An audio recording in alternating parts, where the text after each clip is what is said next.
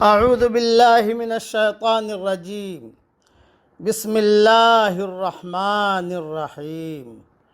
سورہ صف مدینہ منورہ میں نازل ہوئی۔ اس میں 14 آیتیں اور 2 رکوع ہیں۔ نازل ہونے کے اعتبار سے 109 نمبر پر ہے، لیکن تلاوت کے اعتبار سے 61 نمبر پر ہے، اور سورہ تغابن کے بعد نازل ہوئی ہے۔ اس کی 3 آیتیں پڑھ رہا ہوں، آیت نمبر 1، آیت نمبر 2، آیت نمبر 3۔ سبح للہ ما فی السماوات وما فی الارض وہو العزیز الحکیم۔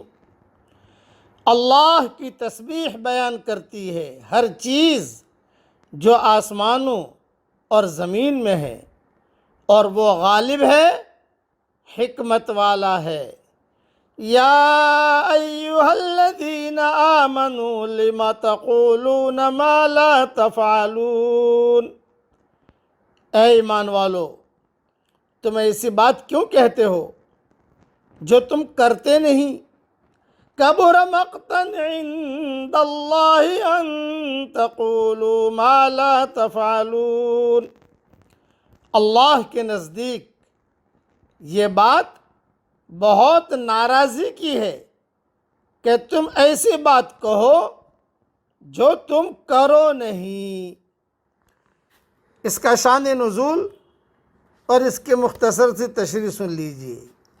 سورہ صف نازل ہوئی ہے کہ کچھ صحابہ مسجد نبوی میں بیٹھے کہہ رہے تھے، بعض روایتوں میں عبداللہ ابن سلام کا بھی نام آتا ہے، کہ مسجد نبوی کے کونے میں بیٹھے ہوئے کہہ رہے تھے، آپس میں مشورہ کر رہے تھے کہ بھی اللہ کو جو سب سے زیادہ پسندیدہ عمل ہیں وہ رسول اللہ صلی اللہ علیہ وسلم سے پوچھنے چاہیے ہمیں، تاکہ ان پر عمل کیا جا سکے۔ لیکن آپ صلی اللہ علیہ وسلم کے پاس جا کر پوچھنے کی جرات کوئی نہیں کر رہا تھا۔ اس پر یہ صورت اللہ تعالیٰ نے نازل فرمائی۔ مسند احمد میں جلد 5 صفحہ 452 پر یہ حدیث موجود ہے، اور سنن ترمذی میں بھی یہ حدیث موجود ہے، تفسیر سورۃ الصف۔ اب یہاں پر اللہ تعالیٰ نے خاص طور سے ایک عام خطاب کیا ہے کہ صحابہ تو کہہ رہے تھے کہ یہ ندا یا ایھا الذین آمنوا اگرچہ عام ہے، لیکن اصل خطاب ان مومنوں سے ہے جو کہہ رہے تھے کہ ہمیں احب الاعمال کا علم ہو جائے تو ہم انہیں کریں، جو اچھا عمل ہے اگر ہمیں پتہ چلے تو ہم کریں۔ لیکن جب انہیں بعض پسندیدہ عمل بتلائے گئے تو سست ہو گئے، اس لیے ایسے لوگوں کو تھوڑا سا ڈانٹا گیا، اور یہ کہا کہ خیر کی باتیں جو کہتے ہو تو کرتے کیوں نہیں؟